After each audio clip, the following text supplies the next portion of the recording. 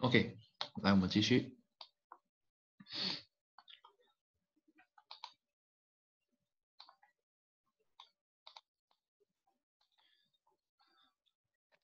OK, so far we talked about 3 formulas: GMM over R square, G equals to GM over R square, and also the centripetal force F equals to M V square over R. Okay, so this one, the centripetal force, it explains why satellite is able to orbit the Earth without being driven by a rocket engine. Okay, if you see all the man-made satellites, they send out to orbit, they don't have engine, okay, to keep them in orbit. In other words, they are in free fall. Okay, so any satellite that is orbiting the Earth, they are in free fall. Okay, so they are exposed. Why? Because they are able to achieve this linear velocity. Okay, so we talked about just now, if you have a center object, and if this object orbiting the center object, the object in the middle, okay, let's take M1 and M2. So if M2 is moving at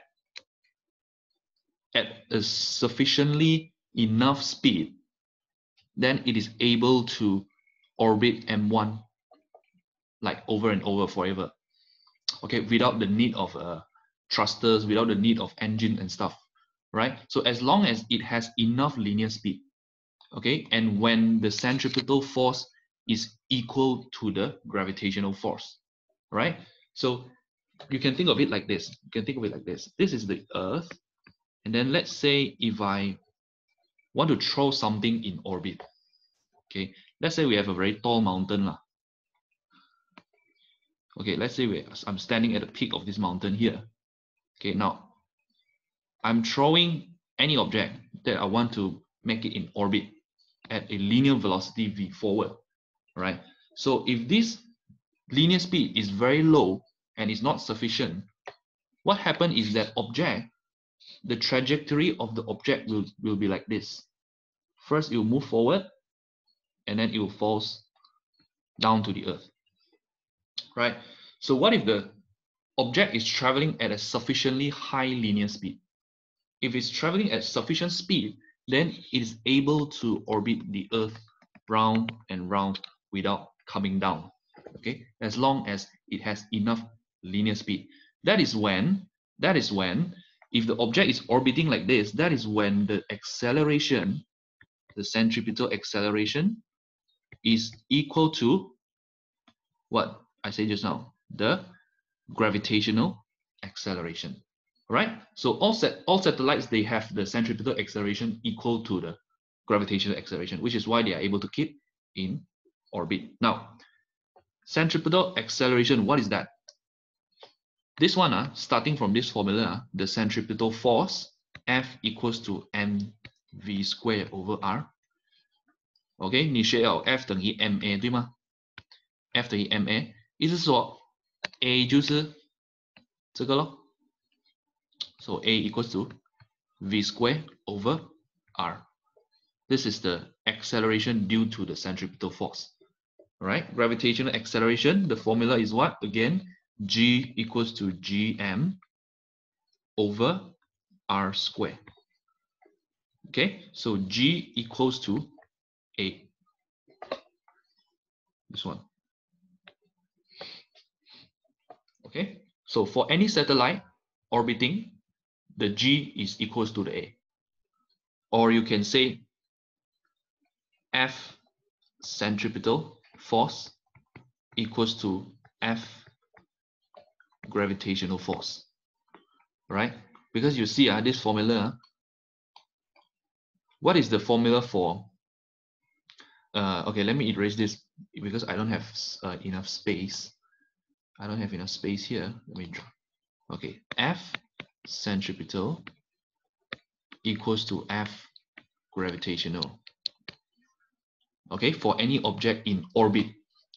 Now, centripetal force is mv squared over r. Gravitational force is G m over r square. Right? So from here, I can cut out the mass. This one cut out. So I get v square over r equals to gm over r square. Okay, so the left side is acceleration and the right side is gravitational acceleration. Now, what is the usage of this one? Okay, so this one, from this here, from this formula here, it is used to determine the linear speed of satellite. Okay, what does it mean? What does it mean? Okay, from this formula, let's say I continue to derive this formula. From here, this is the linear speed, right? 这个 v, linear speed, right? So if I bring the v over to the other side, so I have v square equals to gm over r square times r. So this one, I cross it out, and then you will get the square root of gm over r. This is the linear speed of satellite, gm over r. Now, what is this used for? For example, okay, for example, if I want to launch a satellite, okay, I draw it out here. This is the Earth. This is the orbit. Okay, let's say you and your team of scientists, all right, you want to launch a satellite. You want to launch your own satellite into the orbit, and at a height of, let's say, at a height of h equals to 20200 km. Okay, you want to launch it in this altitude, and you want this satellite to remain in orbit. Right? So it has to achieve a certain linear speed to keep in orbit, right? Right? So what is the speed that it has to achieve? That is when this one is useful, right? So v will depend on the gravitational constant and the mass of the Earth divided by the radius, which is the altitude here. All right? So if you put in the value, meaning that v equal square root 6.67乘10减1乘 the mass of the Earth is about 5.97乘10 power of 24. All this is given lah. Okay, don't worry, all this is given. Okay, divided by 6.37. The radius, right? The radius is the radius of the Earth plus the altitude. So it's like plus 2.02 times 10 to the power of 7. You have to change it to meter. Okay, so you calculate this one, you get like your final answer is, I think, 3.87 times 10 to the power of 3 ms minus 1. Meaning that you have to make sure your satellite, right, is traveling at this speed to maintain the altitude. Okay, to maintain the altitude, it has to, if you want to send this satellite orbiting around the Earth at altitude of 2,200 km, it needs to be moving at this one, 3,870 meters per second. Okay, so what if the speed is less than the linear speed required? If the speed is less than the linear speed required, what will happen is that your satellite, it will move spiraling down into the surface of the Earth like this. This is the trajectory. Okay, slowly it will lose altitude because your linear speed is less than the required and your centripetal acceleration is not equal to the gravitational acceleration, which is why you will start to move down. Okay, slowly you will lose altitude, and then at one point when your altitude is low until that you enter the Earth atmosphere, what happens is that there is a friction, right? As you enter the Earth atmosphere, friction occurs, and as a result, what happens? When there's air friction, then there's heat. Okay, so your satellite will start to burn. right? So you see in the movies, right, all the satellites starts to fall, right, and then they start to burn, right? Because once they enter the atmosphere, there is slowly they lose more altitude, right? So if your linear speed is above this required speed, what will happen? And of course, you'll gain altitude, right? So this is the useful the 这个 equation 的目的啦 right, is used to calculate the linear speed. Now it's the same, because some question they ask the altitude, then you use the same formula. Because this one R, right, you can also use this formula to calculate the altitude of the satellite, right? Given the linear speed, given the speed, and then given the mass, then you can get the altitude.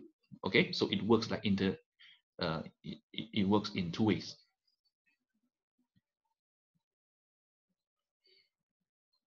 Okay, 1 minute, and then I'll go to the next slide.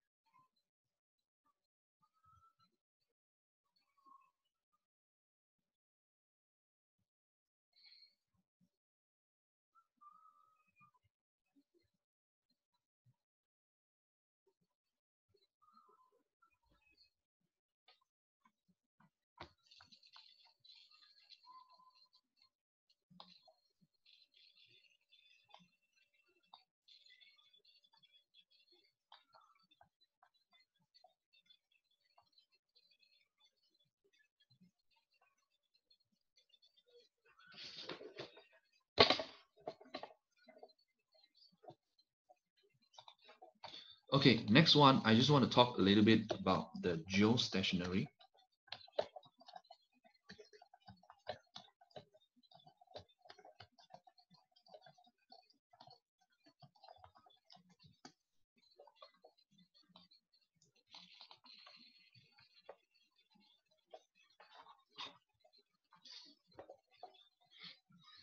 Okay, geostationary satellite and non-geostationary satellite. First, let's understand what is the meaning of geostationary.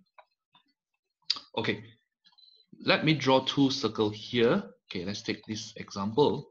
First, you have a small circle at the center, and second, you have a larger circle here. Okay, now let's mark one point. For example, here is point A, and here is point B.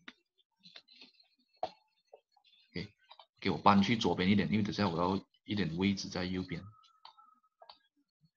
一下啊，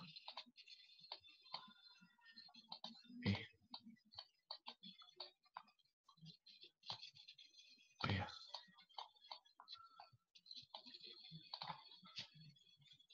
，okay, A and B. Okay, now if I say 如果讲啊，这个 point A starting from here, it takes 24 hours to return back to its original position. Okay, so it takes 24 hours to complete the orbit. Let's say point A. Okay, it takes 24 hours to complete the orbit. Now, imagine that if point B, because B is now in a larger orbit, right? Is in a larger circle, larger orbit. So B covers a larger distance, longer distance. But if I say that B, it also takes 24 hours to complete its own orbit. What does it mean to you? It means that B will be stationary relative to A. Okay, what do I mean by that? Meaning that at any point given in time, right? At any point in time, A and B will be in the same position, right? After a certain period, after a few hours, A and B will still in the same position simply because they take the same amount of time to orbit, to complete one orbit, right? Doesn't matter if B covers a larger distance. Now, to put that into perspective, let me break this down. Okay, for example, let's say I break this orbit into 4 quadrant. Okay, 4 quadrant. So how long does it take for A to move to here? Move to here, like 1 quadrant. Okay, it's like 24 divided by 4, right? 24 divided by 4, so it's like 6 hours. Okay, so it takes 6 hours for A to move from here to here, right? So here is like 9 o'clock. So if it takes 6 hours from here to here, since B also same, then B also takes 6 hours from move from here to here, right? So meaning that after 6 hours, right, B and A will still be in the same position, meaning that they will still be in the same line, right? So I draw the line here. They will still be in the same line. So in other words, you can think of it like no matter how A moves, B will always be on top of it. All right? Because B, we said that the orbital period, okay, orbital period of B is the same as A. B orbital period same as A. So orbital period 什么意思 ？orbital period 的意思就是period 咯 ，period 就是T 嘛 ，right？ You learn about period, right? T 就是 period 是 the time for one oscillation。OK， 在这 one oscillation 是讲着 one cycle，right？ 就很像从这里 original position， 然后你绕一个圈回到去 original position， 那个是 one cycle， 就是你需要多久的时间去跑 one cycle， 那个是 period。Alright, so since B 用24小时 complete one cycle, then the period for B is 24 hours, and it is the same as A. Alright, now I want you to imagine now you change the inner circle, you change it to, let me draw the circle again here. This is the circle. Okay, now imagine the inner circle is the Earth, right? The Earth. Point A is you. You're standing at point A. And point B is the satellite. Okay, and the outer circle is the orbit of the satellite. Right? So if I say this satellite, the orbital period of this satellite is 24 hours because Earth takes 24 hours to complete one rotation about its own axis, right? That is 1 day. Okay, so if standing here, after 1 day, you'll be back to the same point, 24 hours. So if the satellite has an orbital period of 24 hours, which is the same as the Earth, then the satellite at any given point in time will always be on top of you. All right, so after a few hours, you're here, then the satellite will still on top of you here. Okay, so it is moving in the same direction as you, and it is moving stationary with relative to your position. Okay, it is stationary relative to your position， 意思说你对你来讲你是那个 observer 嘛，对不对？它是 relative to， 还是 at rest relative your position， 意思说你会看到是 stationary， 可是人家看到不是 stationary。人家看到有可能是 it's moving, but for you, it is stationary, right? So this one, we set it as the geostationary satellite, this one. Okay, so this one is the geostationary satellite, and the orbit it is moving in, we call it the geostationary orbit, right? So if you see the word, right, geostationary, meaning that it is stationary respect to one geographical area. Okay, it is stationary with respect relative to one geographical area. So meaning that the satellite, it can focus on only one spot, like for 24 hours. It can only pointing at one spot. This is the usage of geostationary orbit. Okay, for example, if you want to send your satellite and then you want to stalk somebody, you want to stalk maybe other people, they want to stalk you, then they send the satellite in the geostationary orbit, and then it follows your own position. It follows your position 24 hours. All right, understand? Now, just a quick bullet point here. So geostationary orbit, I write down here.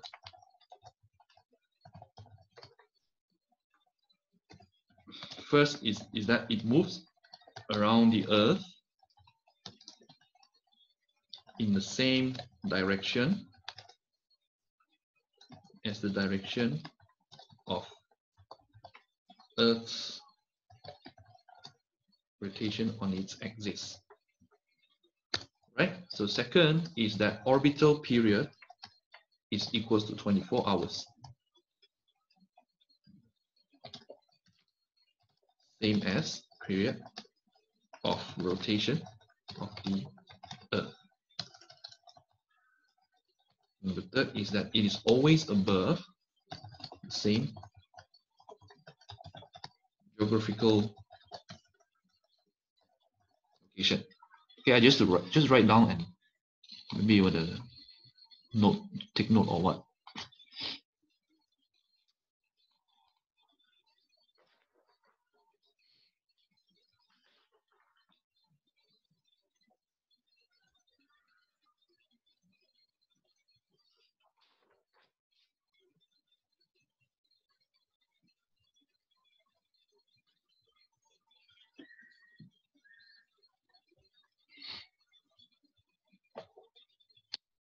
Okay, 2 minutes and then I'll move to the next slide.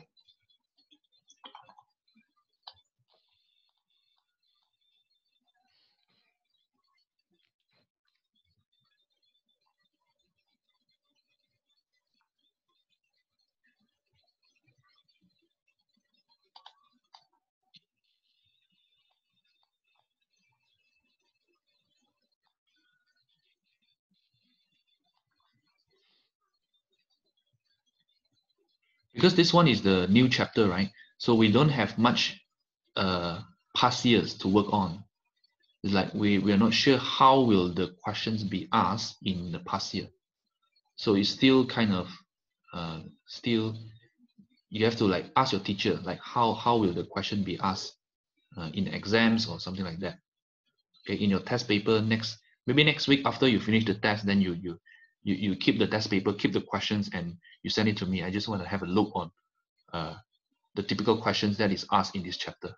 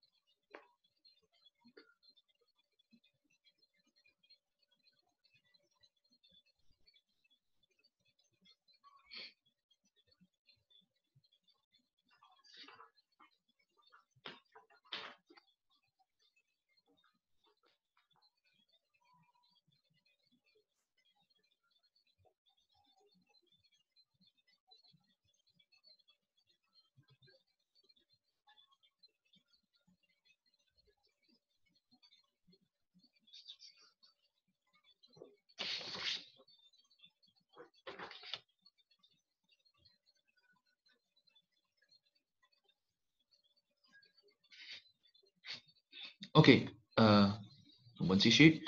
还有 maybe I'll talk the last part a little bit, then I'll give you some exercises.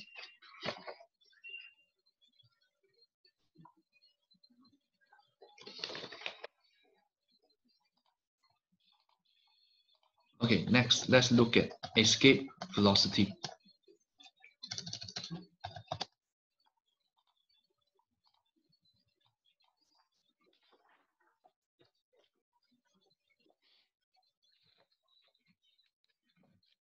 Okay, now this is the last part, escape velocity. Actually, I haven't finished this chapter yet.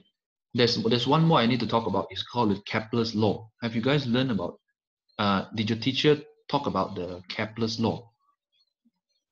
Never mind. Later you let me know. Okay. I just want to know whether your teacher got talk about the Kepler's law or not. Okay, so also when you guys 如果你知道你的 test 是几时啊，你可以跟我讲一声，下个星期是拜几，所以如果来得及的话，有一点可以安排到那个时间的话，可能我们可以 fit 到一个 class before your test. Okay, so that I can complete like cover this what will be in your test, right? So for this part now, escape velocity. So what is escape velocity? Escape velocity is the minimum speed that I need to achieve if I want to escape from Earth. All right, the minimum speed I need to achieve if I want to get out of this planet. I want to leave this planet gravitational field forever. Okay, so there are certain velocities that you need to achieve, like the rocket. Okay, if the rocket wants to leave the gravitational field and go to outer space, then it has to be able to achieve a certain speed, okay, to overcome the gravitational pull, right? So to define this one, actually in your textbook you will see the definition, but I just write a short one here. It is the minimum velocity needed by an object on the surface of the Earth to overcome the gravitational force and escape to outer space.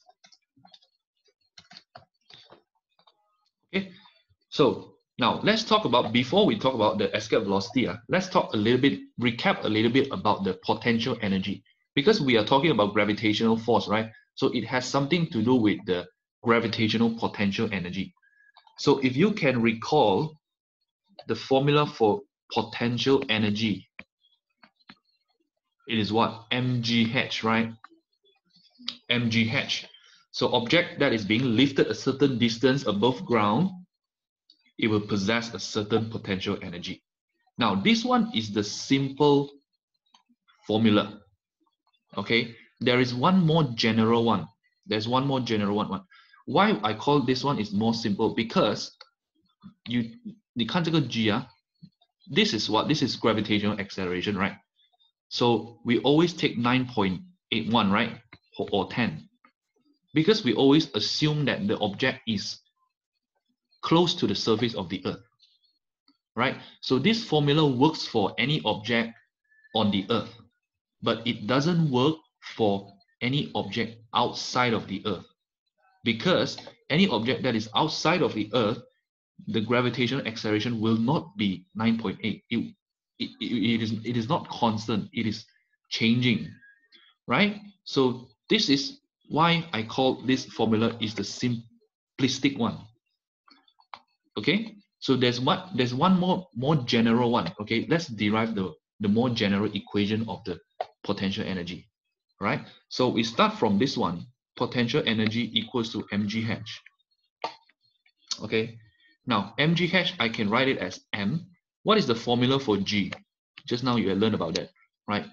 G 等于 gm over r squared, 对吗? Okay, so it depends on the distance from the Earth. So I put in the formula, m equals to gm divided by r squared, and then h I can just put it as r, the distance. Okay, now from here I can just cut off this one, so I get gm m. 大 m 是那个 Earth 的 mass 啊，小 m 是那个 object gmm, or you can take g1 gm1 m2 is the same thing, divided by r. This is the gravitational potential energy. Now you notice that this formula is actually quite similar to the gravitational force. Gravitational force is like F equals to gm over r square, right? But this one, it doesn't have the square. It's almost similar, right? So normally we write it as UG. U means the symbol for gravitational potential energy, and this G means gravitational. Okay, UG equals to gm m over r. Now in general, there is a negative sign here. Okay, there's a negative sign here. Why there is a negative sign here? I just don't want to talk too much about this one because I think it is not related in your current syllabus. Okay, but why there is a negative one, why there is a negative sign is because the point of reference is at infinity. 什么鬼意思? Okay, what does that mean? Okay, let's talk a little bit about the potential energy. Okay, let's say this is the Earth.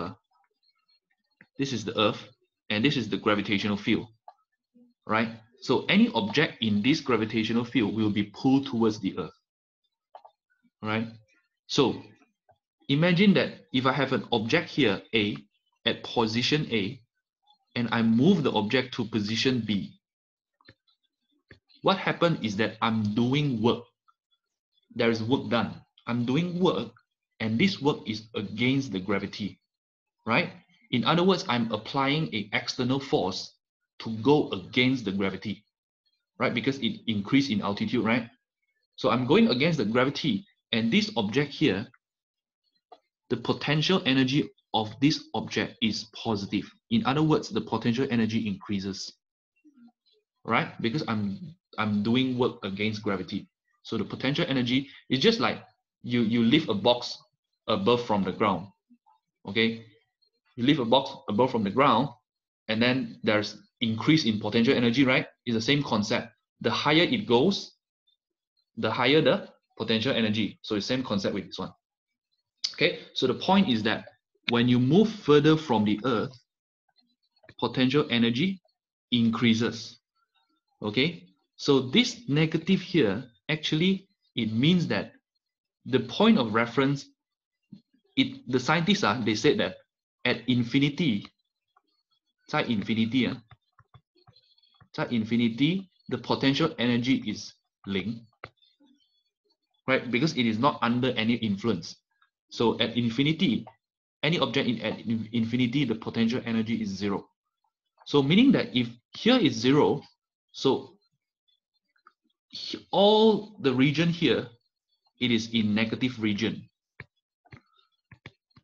right? And then beyond 0 here is positive region, right? So all this negative region, which is why you have a negative in this formula here.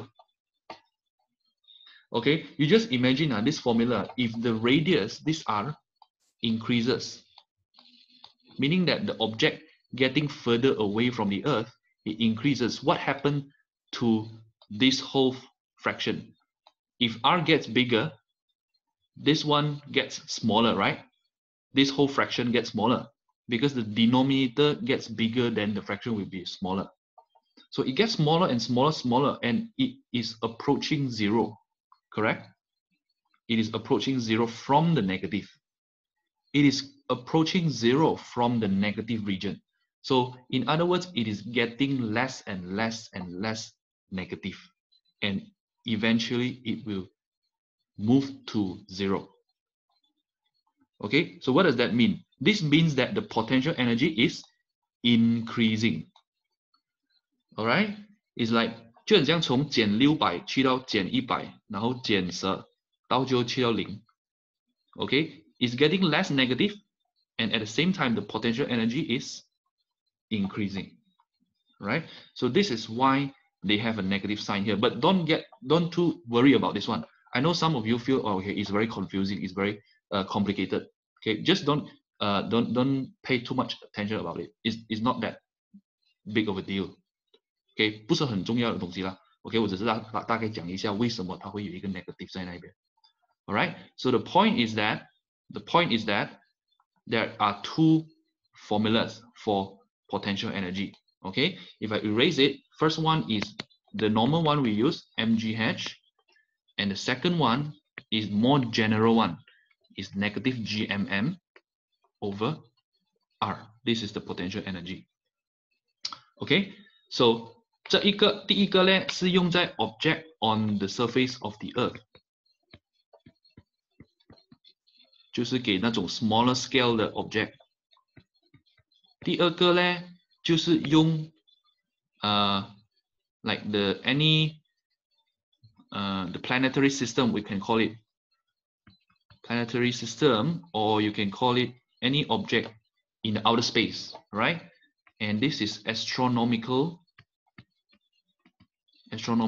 scale. Okay, so astronomical scale 我们不可以用第一个，因为那个 G 不是 constant 的 right? That's why 我们用这一个 the second one. Now, why do I talk about this one? Because if you understand this one, then you can understand the escape velocity. Okay, now back to the escape velocity. Okay, for now you just remember this one. The potential energy equation is this one, right? Now back to the escape velocity. You know that escape velocity is the minimum velocity, right? So I can say that escape velocity is achieved when the minimum kinetic energy